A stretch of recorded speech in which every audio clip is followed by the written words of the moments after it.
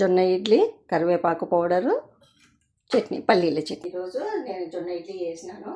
Already నేను long video upload చేసినాను.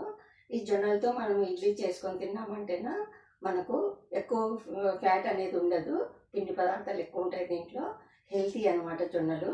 అందుకోసం అని చెప్పేసి మనము వారంకి ఒక 2 టైమ్స్ కానీ రొట్టె కానీ, లేదంటేనా దోశ కానీ, లేదంటేనా మనము రవ్వతో జొన్న రవ్వతో కిచిడి కానీ, లేదంటే ఇట్లా ఇడ్లీలు కూడా చేసుకొని తినాలంటేనా పిల్లలకు చాలా మంచిది. దీంట్లో అస్సలు ఏం ఫ్యాట్ ఉండదు, ఏముండదు, చాలా టేస్ట్ కూడా ఉంటుంది.